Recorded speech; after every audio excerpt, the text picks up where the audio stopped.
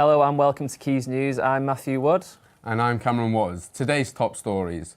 The president of Salford University's Student Union has come under fire after details surrounding expenses were released. Zamzan Ibrahim spent over $2,500 between the months of July and December last year. Expenditures include taxis, hotel rooms and train tickets. One particular day saw her spending over £200 on a taxi. Our reporter Rory Cowan has been investigating this story. So Rory, has she actually done anything wrong? No, technically she's not done anything wrong, and it's important to stress that there isn't an upper limit on what sabbatical officers can spend. However, there has been a nasty backlash on social media about the spending that she's done. I caught up with sabbatical officer John Connor Lyons, and here's what he had to say. As the president of the Student Union, you're an ambassador of the university as well as the Student Union themselves. So she has been going up and down the country speaking at other student unions, speaking at universities, speaking on panels, on a number of different issues, promoting the Student Union, promoting the university, and promoting the policy she's pushing. The University of Salford are to allow students to register as MX, meaning gender neutral. This follows the introduction of gender neutral toilets. We spoke to Aaron. And we've been working with trans and non-binary students and partners that work in organisations that work with those students for a long time. I think for me, I've been here for a long time, 15 years I've been at university, and most years we have one or two students coming to me asking for help with changing names, transitioning, etc, etc. And I think last year, and I think a lot of it was the media actually, we had 22 students one year come and ask for help around transition, gender transition, or just help with identity. So we decided that it's something that needed to be done. Tomorrow, Home Cinema is hosting Filmed Up, an event showcasing short films from local artists. The event features scripted films, animations and documentaries from creators across the Northwest, as Cameron Gordon went to find out. For many filmmakers, having their creations played on the silver screen is a dream they can only one day hope for. But Home Cinema hopes to use its position as one of the largest independent cinemas in Europe to change that. Home Cinema has a history of working with local content creators to promote their work by hosting different events, looking to find the Northwest's hidden talents. One of these events, Filmed Up, looks to showcase short films that Home Cinema considers the best in the Northwest. So Filmed Up is our regional filmmakers night. It happens here at home in our cinemas every 3 months. So the way Filmed Up is set up is every year and a half we recruit a team of programmer who are, it's open to anybody. It's audience member who are interested in short film and in programming a short film night. So this is the team that decide who gets into the screening. The criteria they use is basically, we try to do a screening that represents the diversity of filmmaking in the Northwest, because there's a lot of filmmakers who do a lot of wonderful job. So we wanted to represent that. The event features a variety of different short films from creators in the area, including a short documentary by Salford students. I produced a documentary called From Salford with Soup that looks at the journey of a little girl who goes around Manchester feeding the homeless community.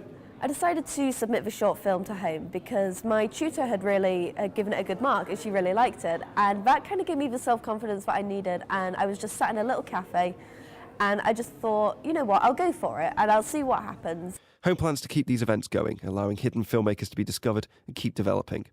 Cameron Gordon, Quays News, Manchester. Counter-terrorism officers are investigating the poisoning of a former Russian spy and his daughter. They were found collapsed on a park bench in Salisbury on Sunday. Our reporter Luke Pearson joins us in the studio to shed more light on the investigation. So Luke, what do we currently know about the attack? Well, Mr Skripal and his daughter Yulia were both found collapsed on a bench in Salisbury city centre on Sunday. Police have since discovered that they were specifically targeted in an attack using a nerve agent. And what exactly is a nerve agent? A nerve agent is a chemical weapon designed to block messages from the nerves to the muscles, which creates many bodily functions to collapse. We've seen them used previously in 2017 when the brother of North Korean President Kim Jong-un was killed at Kuala Lumpur airport. We've also seen them used in different occasions during the Syrian war in both Damascus and Khan Sheikhoun. And what is our government doing about this attack? Well, speaking today in the House of Commons, Home Secretary Amber Rudd has said that this was an attempted murder in the most cruel and public way, and that as the facts become clearer, the government would act without hesitation. Thank you. Luke Pearson there. 4 crucifixes have been stolen from our church in Salford. Our reporter Anthony Pilling went to find out more.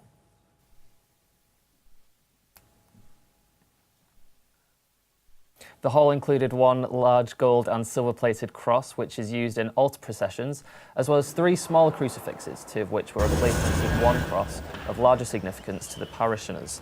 The cathedral is a suspected target of metal thieves after 4 thefts in 5 weeks, leaving the frustrators frustrated and upset.